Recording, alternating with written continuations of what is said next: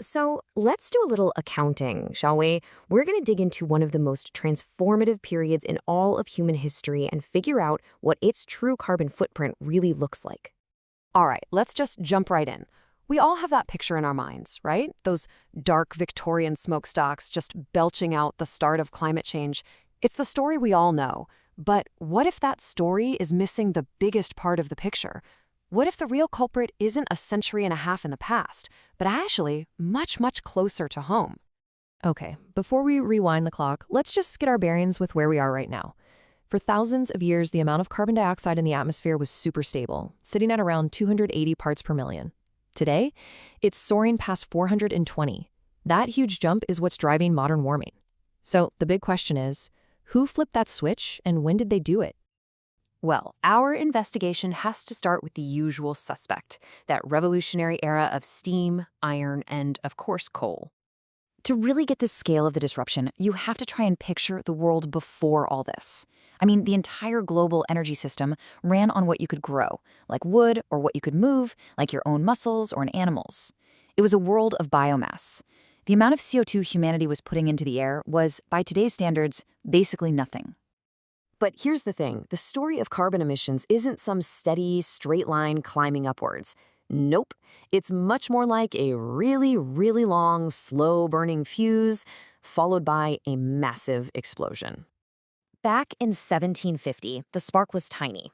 100 years later, in 1850, after decades of industrialization, global emissions were still only about 0.2 gigatons of CO2 a year. And just so you know, 1 gigaton is a billion metric tons. It's a truly mind-boggling number. But even that is nothing compared to what happened after 1950. That's when the Great Acceleration kicks in. And that's not a spark. That, my friends, is a bonfire. It just completely dwarfs everything that came before. And if you want to put a number on that explosion, here it is. Our annual emissions today are 182 times higher than they were in 1850. So that world we think of, the heart of the Industrial Revolution, was putting out just a tiny fraction of what we release in a single year right now. So if the emissions during the Industrial Revolution were actually kind of small compared to today, what does the total cumulative footprint look like? This is where the story takes a really sharp turn. Since the middle of the 19th century, humanity has pumped about 2,500 billion tons of CO2 into the atmosphere. That's the total carbon bill we're dealing with. So the most important question is, when was most of that bill racked up? And here's the answer. It's pretty shocking. More than 60%, 62% to be exact, of all the CO2 humanity has ever emitted has been put there since 1970. The first 120 years, the era of Victorian factories and steam trains, that only accounts for about a third of the total. The vast majority of this problem is, well, it's us. It's contemporary. Just let that sink in. More than half of our entire emissions pile since the dawn of industry has happened since 1990. I mean, this was well into the modern environmental movement, a time when we already knew exactly what CO2 was doing to the atmosphere. Yeah, the bonfire is ours. But, this isn't just a story about emissions. It's also a story about what those emissions bought us. And this is the uncomfortable but absolutely necessary other side of the ledger. So for those trillions of tons of carbon, what did we, as a species, get in return? The answer is, well, it's pretty much everything that defines the modern world we live in. Let's start with the most fundamental measure of progress there is: how long we get to live. Around the year 1900, the average person on this planet could expect to live to be about 32 years old. Today, that number has more than doubled to over 70. That is the single greatest improvement in human welfare in all of history.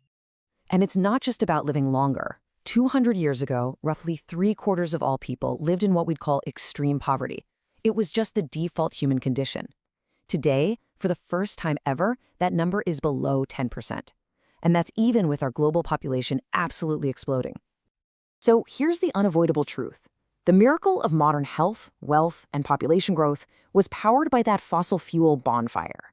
The energy system that lifted billions of us out of poverty is the very same one that's now threatening our stability. And that, right there, is the central tension of our time.